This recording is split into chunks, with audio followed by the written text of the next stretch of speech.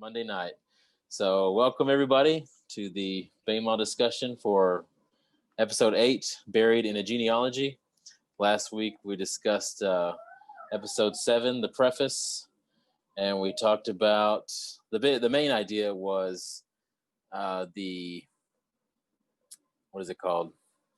centerpiece of all these chapters. So the chiasm for all these chapters ended up being Noah's name, and his name means rest, which was pretty fitting because in Genesis chapter 1, the chiasm was Shabbat, or rest. So this week we are talking about the end of chapter 11. So by all intents and purposes, this should be a short discussion, but last week should have been a short discussion too, but we made it last an hour somehow with only 3 guys. So I like the main question of this was why Abram? The Jewish rabbis would ask why God chose Abram. So before we get started, does anybody have any comments on just that question alone? Why do you think God would choose Abram? Go ahead, Roddy. You already unmuted yourself. I did think it was interesting because I thought it was funny that he said, for us in the East Western mindset, we're like, whatever, it doesn't matter, just go on. But for the people that are Western or Eastern, they think the other way. But it's funny because in a lot of other ways, we're the ones trying to figure out stuff, and they're like, it just trust the story, it doesn't matter, right? And it seemed backwards from what we've been talking about to me, that they are more concerned about that, and we're less concerned about that. But a lot of other things like creation, we're concerned, but they're not concerned. You know, it seemed backwards from what we've been talking about, I think. Yeah, I agree. Ray, did you have anything?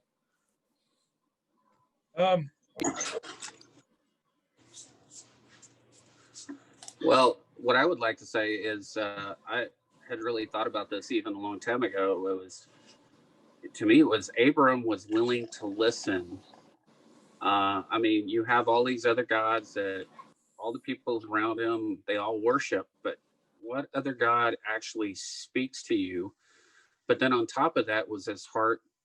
He was willing to listen and actually do what was asked. He had that heart, that kind of a servant heart, kind of crazy, wild servant heart. And that's why I thought, you know, why Abram? Why did God choose him? So, Steven, do you have something?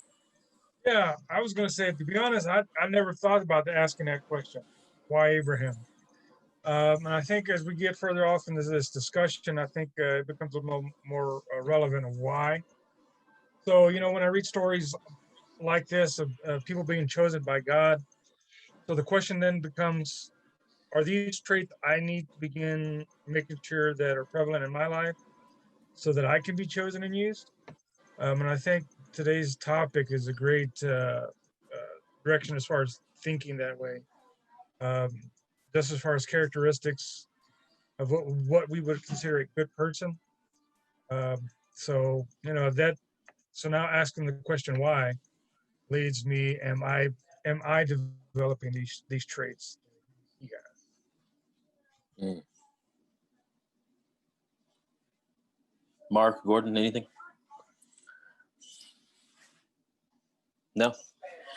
So usually I was thinking the question why Abram, you know, most of the time when we read stories in general, we're not asking why this person is the main character. When you read Harry Potter, you're not like, why did they choose Harry Potter? It's just like he's the main character. What's the big deal? And so I'm going to go ahead and read from Genesis 11:27, and it says, "This is the account of Terah's family line.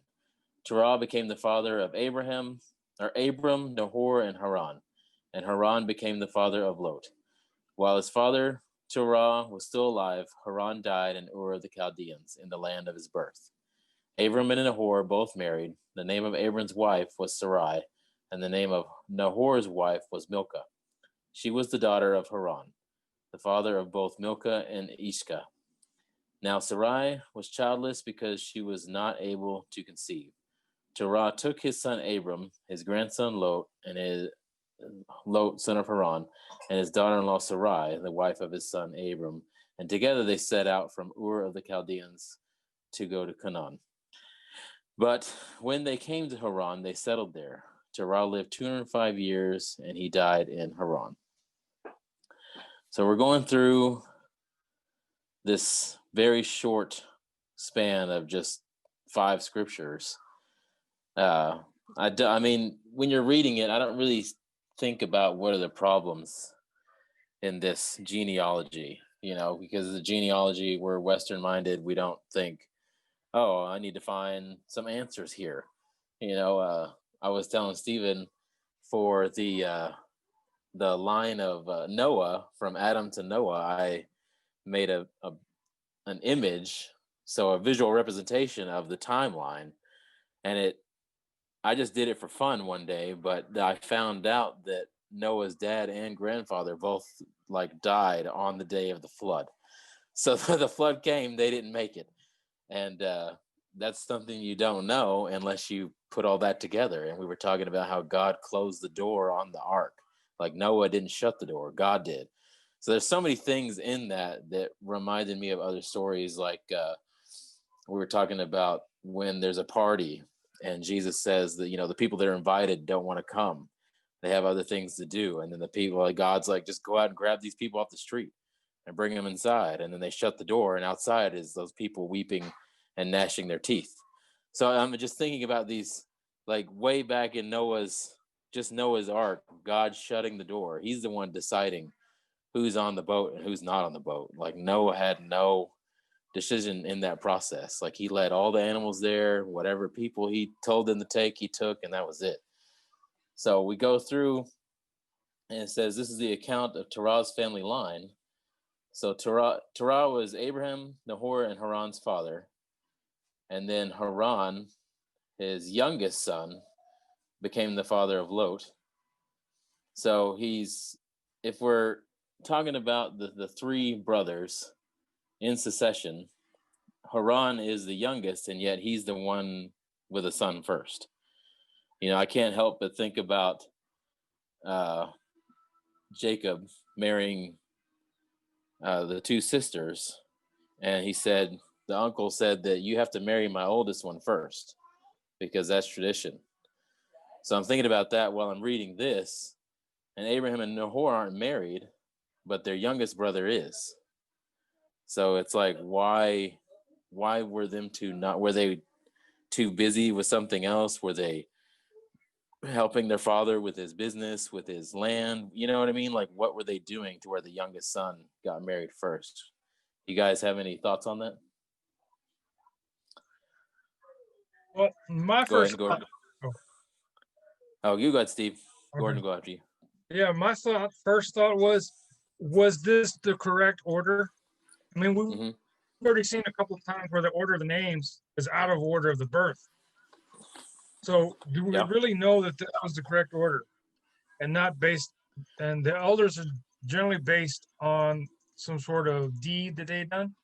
And I think as we see later on in this discussion, Abraham would have done some deeds that would have put him first.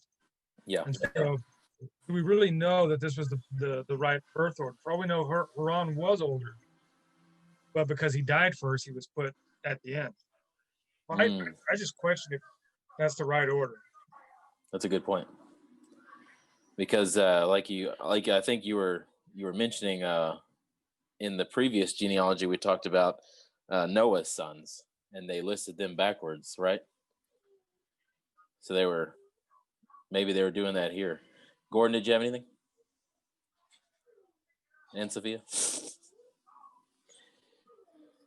I was kind of wondering if it was Haran's death that made them kind of want to, get started on getting married, because I don't know.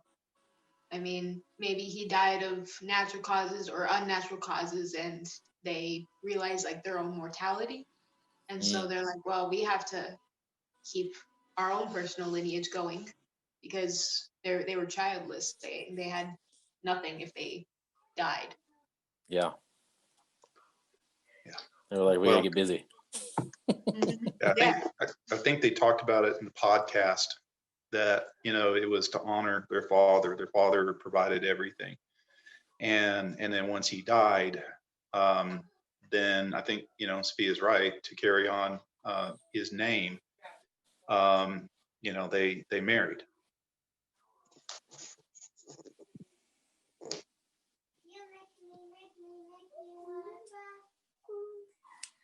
Anything else?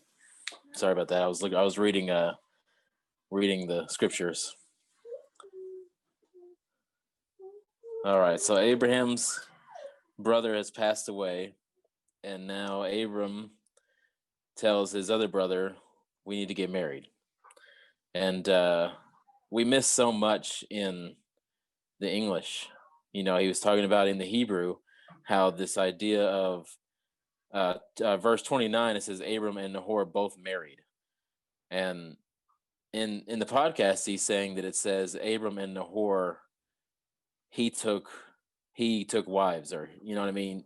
It was like the phrasing of it was weird, and it harkens back to when Noah's sons made this decision to cover his nakedness, and they made it together. Like it was like one of their idea, but they both decided we're going to do this together as a benevolent act.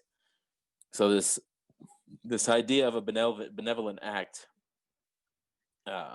being what Abram was doing when he said that we need to get married, when he told his brother we need to get married. What do you guys think about that phrasing, or just the idea of them feeling like they need to get married? Gordon had already touched on it, that their father had passed away, and Sophia had said that might bring up their own mortality. Do you guys have any thoughts? Well, I think sorry. Go ahead. I think it can be a little hard because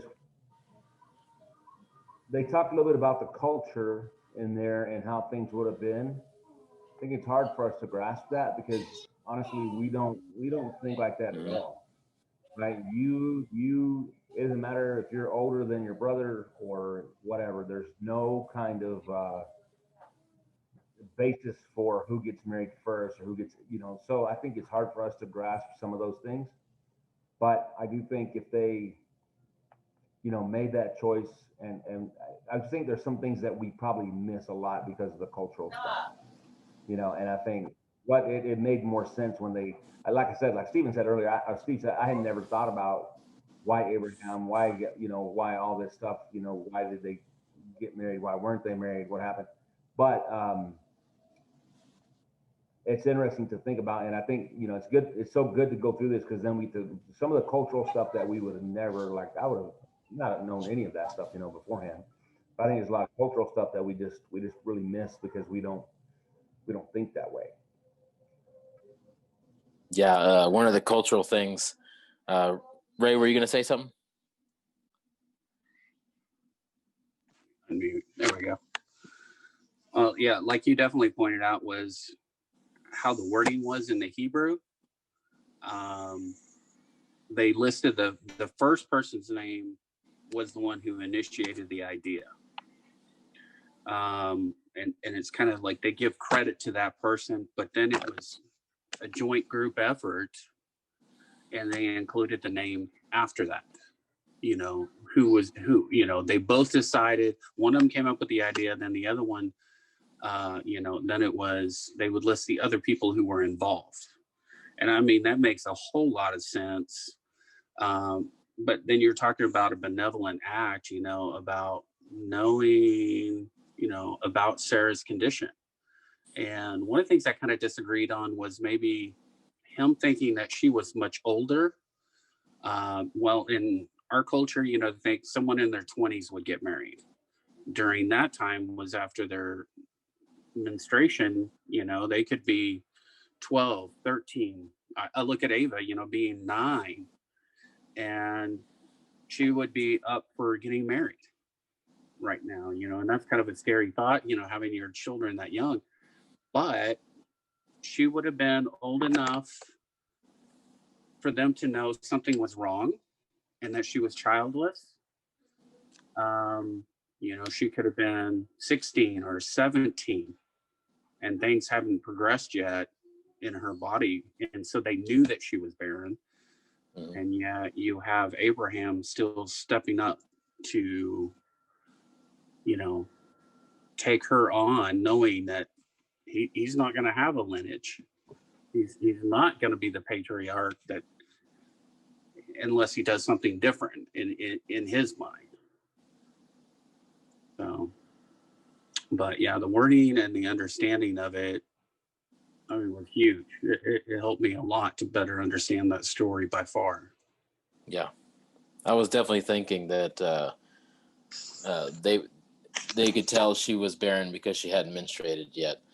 That was a good point that you said, that we don't know for sure who was older, because even as Stephen said earlier, Abram's name was first, but he could have been the youngest. And over here, it says that the name of Abram's wife was Sarai, and the name of Nahor's wife was Milcah. She was the daughter of Haran, the father of both Milcah and Ishka. And they're talking about how Ishka could have been Sarai. And there's only two ladies listed here. So why would they not say Milcah, Sarai, and Ishka if they were in fact three different people? So in the podcast, he was mentioning how Ishka's name in the Chaldean tongue meant princess, and Sarai's name in Hebrew means princess. So it's not a giant leap to, make a connection there. I mean, naming is everything in the Hebrew language. Like we said in one of his episodes, we just choose names because we like them. We don't really think about like the meaning of people's names. And so when he was talking about Ishka being Sarai, and in I forget what it's called, the Midrash teaching, he didn't go through the entire Midrash teaching, I think, because he's going to talk about more of it in the next episode or the next few episodes, because a lot of it has to do with Abram leaving his house, kind of challenging his dad on his belief system, all that stuff. So he didn't want to go through and just give all that away in this episode, because he's just talking about the genealogy. But he's talking about that idea that Ishka is Sarai. I went and looked up some other sources on that just to see if anybody was challenging that. And of course, there's other people that are saying that Sarai and Ishka couldn't have been the same person for this reason or that reason. So just in this little body of scripture, there's only two women listed here besides Sarai. So I don't know why they would list both of them and not Sarai, if that makes sense, unless Ishka was Sarai.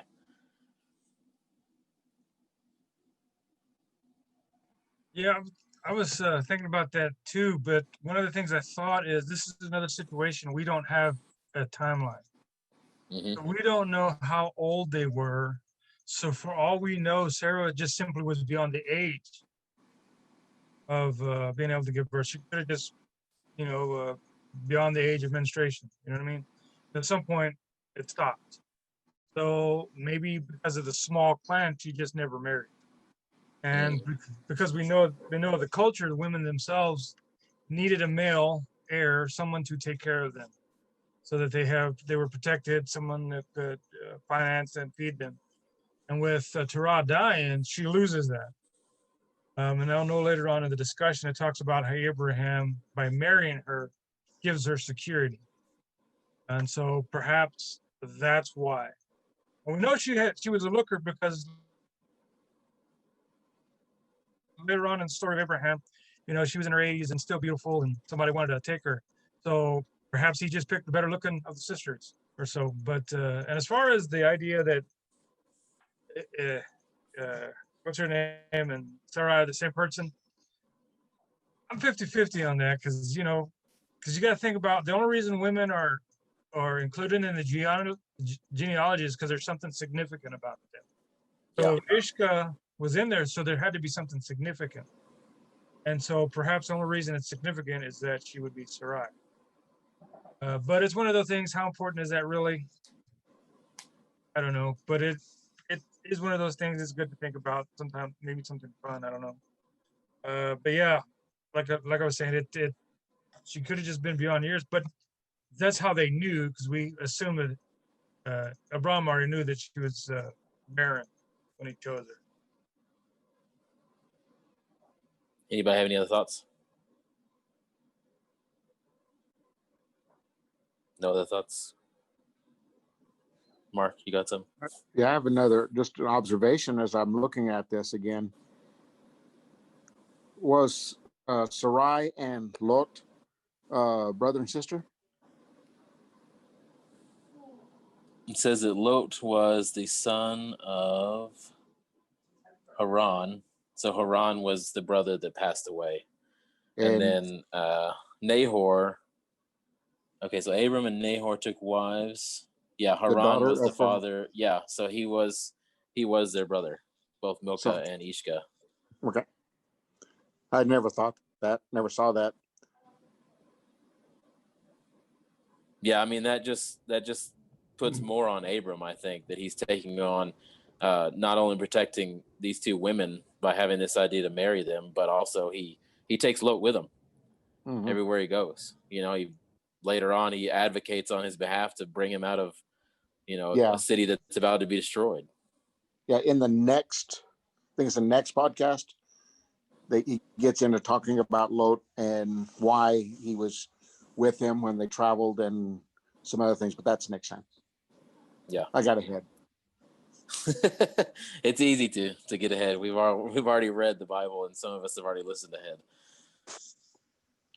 Yeah. Gordon, Sophia, do you have anything? Oh, go ahead, Ronnie. I didn't want to leave anybody out. Like what Stephen said, I think part of the issue we have is we don't know anything about timeline here. It does talk about her being barren, right? And we don't know when that was. Was it? Have they been married a while and then found out she was? All that stuff. It's just hard to know without knowing the timeline. And some of it, I think, was this something that I always wonder about stuff like this? Was it just what happened, or was this God's sort of plan? Because for her to be barren, God was going to make Abram into a great nation through her. But was this God, I wonder about stuff like that. Was this God's plan ahead of time that she would be barren, or was it something that was just happening and that God just used it later? But this is a pretty important part later, right? Because this is kind of the problem that we get into later with, Ishmael and all that. Yeah. Yeah, I would go with that as well. That, again, it's going to show that God is the one who does things. It wasn't Abram's ability to produce children that he became a great nation. It was God doing it. Same as Noah didn't close the ark. Abram, it over and over again, the story is about, this is what God does. It's not what you do. And I think that's an important part of the story to see. And so I think it's significant when it says she was barren. God knew that. And it's part of the story. Mm. And it emphasizes this is what God does. It's not about what you do. Good point. What's up, Gordon?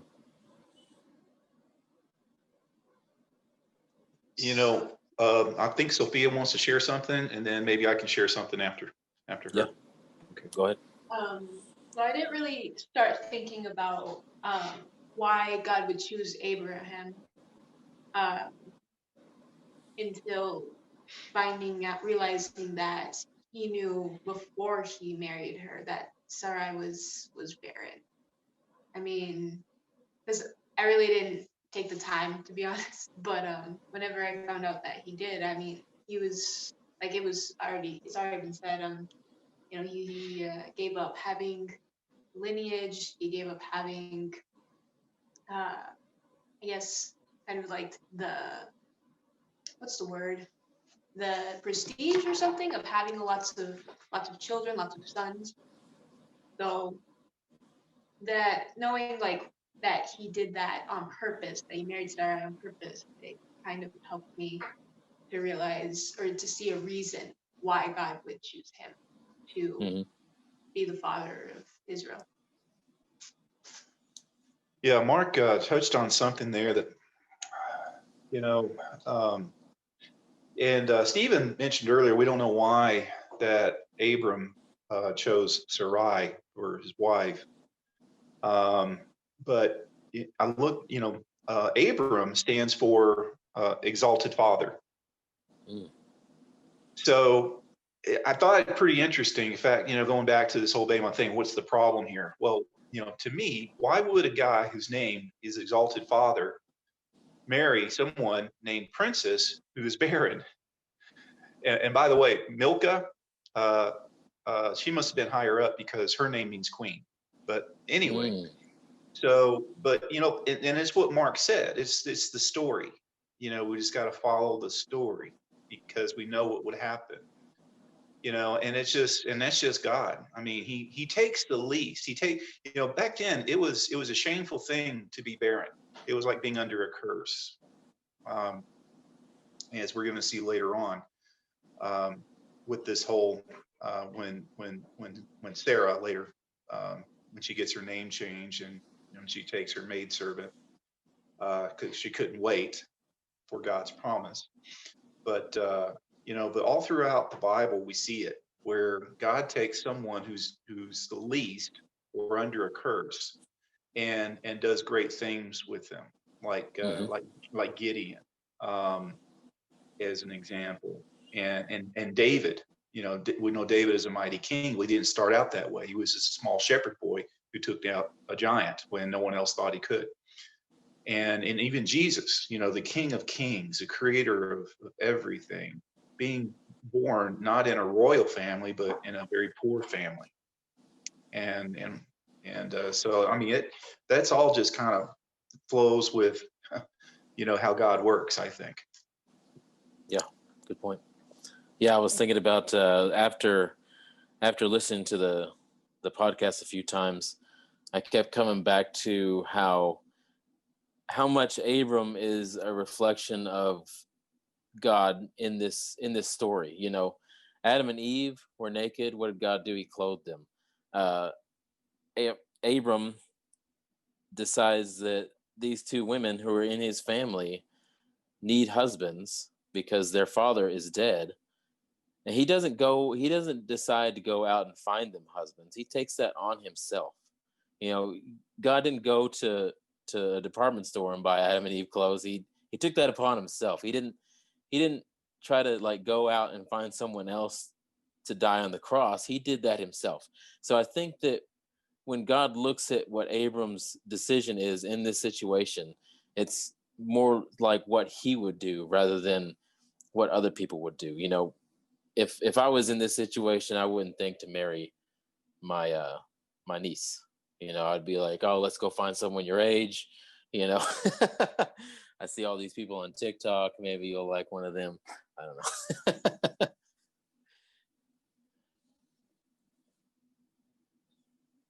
Does anybody else have any other just thoughts about any of this before we kind of wrap it up? I don't know what else we can talk about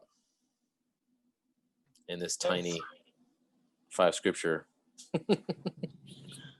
Well, what you just said is maybe why Abram was chosen for the story, because he was like God in that. I thought that was really good, that he did those things that God would do. Maybe that's why he was chosen to be, why he was chosen for the story. Mm-hmm. That's what I was thinking of, the traits of what he'd done, how he sacrificed his own wants, needs, and desires to help someone else. I mean, he didn't have. I mean, did he have to marry her? Because he just allowed her to be inside his tent, took care of her as an adopted child. Yeah. So it's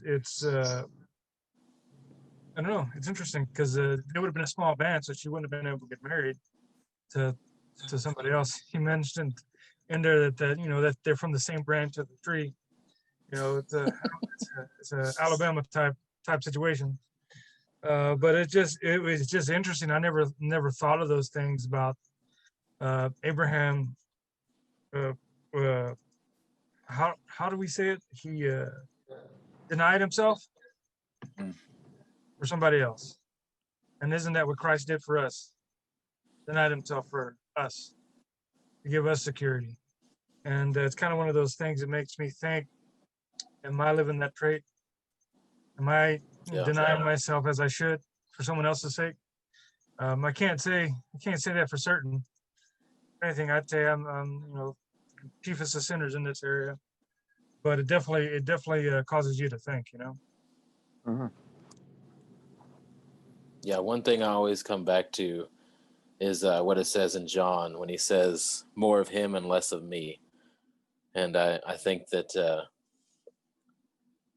it doesn't say in this genealogy what Abram's beliefs were as far as he believed in God or anything. But I think that his idea of a higher power would choose to do something better than what everybody else was doing, or at least he should choose to do something better than what everybody else is doing. And so at the end of this, they're leaving Ur of the Chaldeans and going to Canaan. And then it says that Terah lived 205 years and he died in Haran. So I don't know where Haran is geographically. Maybe I should have looked it up on a map. Gordon, I appreciate you sharing that Milcah's name meant queen, as I was thinking about that earlier. If, I was thinking about why wouldn't Sarai's name be queen, and I was thinking about it meaning princess. And so, we were talking about God choosing everything to be this way. Did he choose her name to be princess? Did he influence her name to be princess? Because a princess would be someone who is below a queen, who wouldn't be ready to have children because they're not queen. You know what I mean? And we were talking about, or Gordon mentioned that having children is everything. And if you've watched any show about royalty, having a son is even more important than just having children in general. If you've ever seen the show The Tudors, or one of those shows, but the king goes through so many wives trying to get a son. He divorces the first wife and then kills like the next two and then like kills another one, and it's just like, bro, like can you just make up your mind what you want to do here?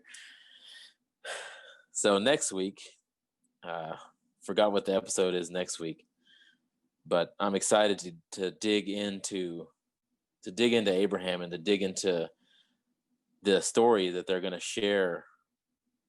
He touched on it a little bit about the statues, I think, in this episode, and his father having made the gods himself, and he's like, well, why do you worship them then? And it's so telling, I feel like, of our society now. We worship so many things that we make.